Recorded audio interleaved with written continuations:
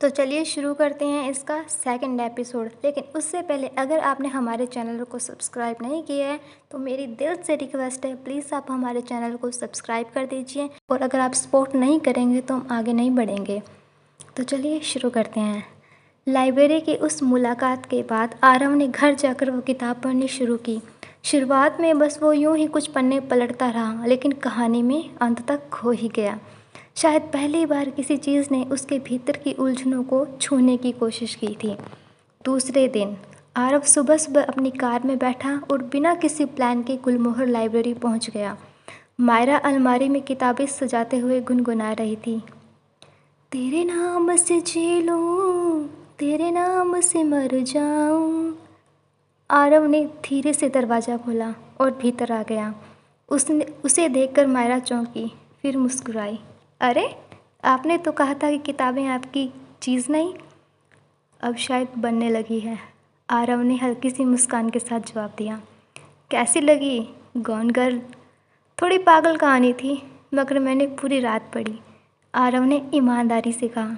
वाह, तो आप रियल थ्रिलर पसंद करते हैं। अगली किताब तैयार है आपके लिए। मायरा ने इस बार एक हिंदी नवल वैरा थमाया। ये थोड़ा इमोशनल है, थोड़ा गहरा, शायद आपको थोड़ा सुकून दे। आरव ने किताब लेते हुए उसकी आंखों में देखा। वहाँ कुछ था, गहराई, अपनापन और एक शांत आकर्षण। वो कुछ कहने ही वाला था कि मैडम, वो जो हिंदी नॉवेल्स वाली अलमारी है उसमें एक किताब नहीं मिल रही है, एक स्टूडेंट बोला। मायरा तुरंत उसकी मदद के लिए चली गई। आरव एक बेंच पर बैठ गया और किताब पलटने लगा। ऐसे ही कुछ दिन बीतते गए। अब ये रोज़ की कहानी हो गई थी। आरव हर सुबह लाइब्रेरी आता, कभी किताब के बहाने, कभी कॉफ़ी के बहाने, कभी यूं ही चुपचाप बैठने के लिए। मायरा को उसकी मौजूदगी खलती नहीं थी, उल्टा अब अगर वो न आता तो कुछ अधूरा सा लगता। वो दोनों बहुत अलग थे। आरव एक बिजनेसमैन की दुनिया में पला बड़ा, खोखली पार्टियों का हिस्सा, और मायरा किताबों में जीती, सपनों में चलती और अपनी ही दुनिया में मस्त मगन।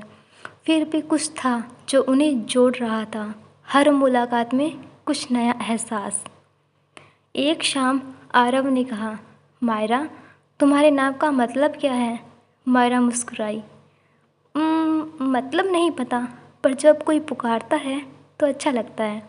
आरव चुप रहा, फिर बोला, तुमसे मिलना किताबों के जैसा है, जितना पढ़ो उतना समझ में आने लगती हो। मायरा ने उसकी आंखों में देखा, पहली बार।